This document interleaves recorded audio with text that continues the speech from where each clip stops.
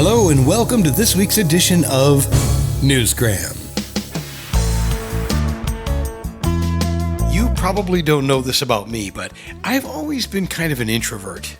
And if I'm being completely honest, a bit of a people pleaser.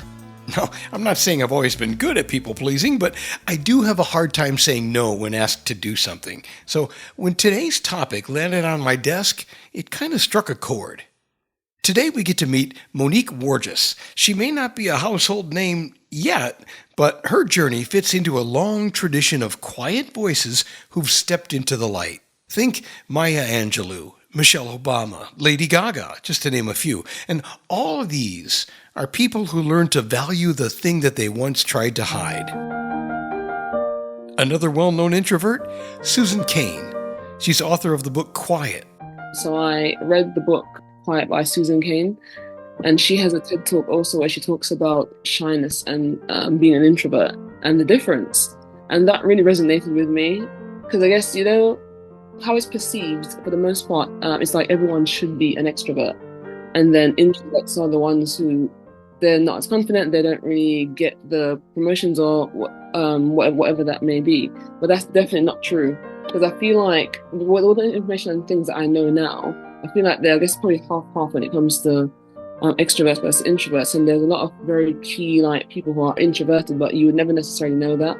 They're able to have that persona that they need when they need to deliver something and things like that. So I feel a lot more confident in my approach these days, being more open and not feeling that I need to conform to what others are saying just because I have a different opinion, which is, I refer to that in the book as well. Cain's TED Talk, The Power of Introverts, has been viewed over 30 million times, and her book started a global conversation about the strength of being introverted. Now, Monique, just like Cain, didn't just find her voice. She's using it to validate others like her in her own book, It's Okay to Feel Like This, Suppressed Thoughts of an Introvert. I just finally feeling comfortable being the introvert that I am. And so I just wanted to share that with others. When she mentions feeling uncomfortable, she's talking about those moments when we stay silent, even when we have something to say. Moments that can shape a career. So, for example, one of the key things in the book that I've said is, so let's say I'm in a room, there's about 20 people in a room, and there's something's being discussed. And then everyone will be in agreement, but then I will have a different view.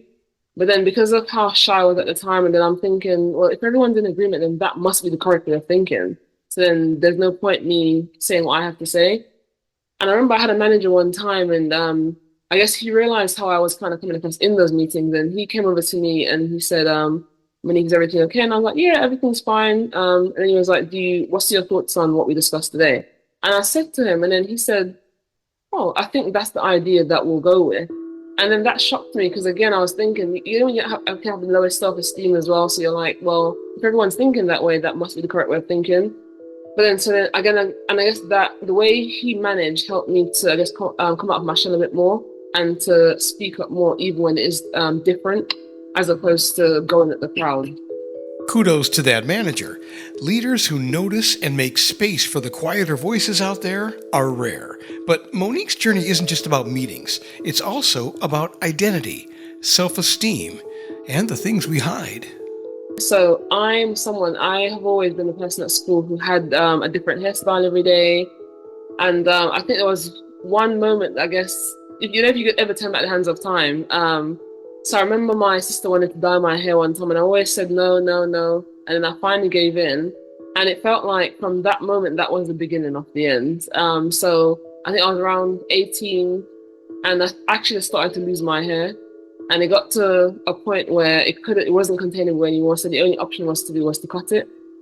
And that made me feel so, cause when you feel like I've lost my identity in a way, because being that person had different hairstyles and just couldn't do that anymore. And also being female as well and having no hair as well. So I actually hid in the house for about 3 or so years at the time.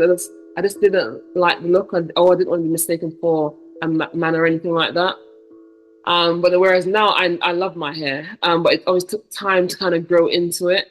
If you Google her, you'll see that Monique keeps her hair extremely short, and she wears it beautifully, I think. But that confidence came later. This book is for people who find it hard to express themselves. In a nutshell, you can say self-sabotage, but I was at the point where I actively wanted to make a change. In the world we live in today, I feel like people are moving more and more away from speaking and I guess that community aspect and things like that. And I guess things can only get better when you kind of talk about them. And I actually realized that in my ways that the not talking or the being reserved doesn't necessarily help. And that can potentially even create barriers when it comes to creating new relationships and things like that as well. So I guess I would just say it's for anyone who has had a similar path in life, but then is actively open to wanting to make a change for the better. Introversion may be something that you're born with, but life experiences can shape how it shows up. For Monique, one of the most defining experiences was what she calls the dark figure. So I grew up in Jamaica. I currently live in London at the moment. I left Jamaica when I was 11 years old to come to the UK because our family I wanted to move here. So life was great in Jamaica, so to speak. But then when we came here, it was a case of living with what's known as the dark figure in the book. It felt like 5 years of living in hell, so to speak. So we left around when I was 16 years old, and I wanted to write the book then. But honestly, if I had written the book then, it would have been a lot more bitter than it is today. So fast forward many decades on, and then I had a career break. And that was the time when I finally had the chance to just sit back and just write the book that I've always wanted to write into words that potentially help others who are potentially feeling the same way. Abuse breeds self-doubt. Monique's advice, stop being a mind reader, because most of the time, what you think others are thinking about you, well, it just isn't true. I was also an overthinker as well. It's almost like you're making up things in my head about what I think other people are saying or thinking about me. That's not actually true. So now I've created a whole situation of something that wasn't true to begin with. And then that's the fact that's in my head when, again, none of this is true. That affects everything around you because it's not true, and then it's just more barriers have been put in place, and it's just a never-ending cycle. Writing a book isn't easy. In fact, it takes a great deal of time. But she says it was time that she only found because she had a career break. Having the career break, I guess that was probably the first time I've ever been able to slow down. Being constantly on the go, always busy, always doing something. Just having that 14 months to just think, okay, what do I want to do with my life? Up to now, things haven't quite worked out as I'd like them to be.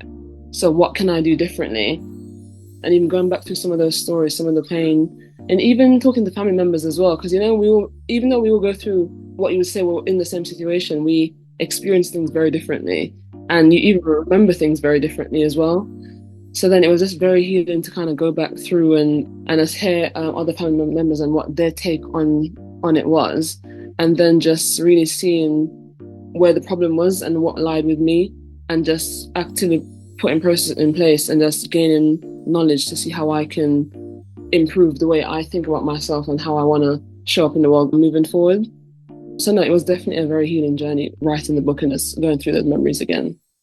Monique says, while we as introverts share similar traits, it's important to remember that your journey is your own. There's no right or wrong way to transform or become the person that you're trying to be. You need to ensure that you do it at your own pace and when you're ready. Her story is one that I think you'll find interesting, but it's not a blueprint. It's a reminder that the past doesn't get to be the author of our future. It's just one chapter. The real power lies in deciding which parts we carry forward and which parts we leave behind.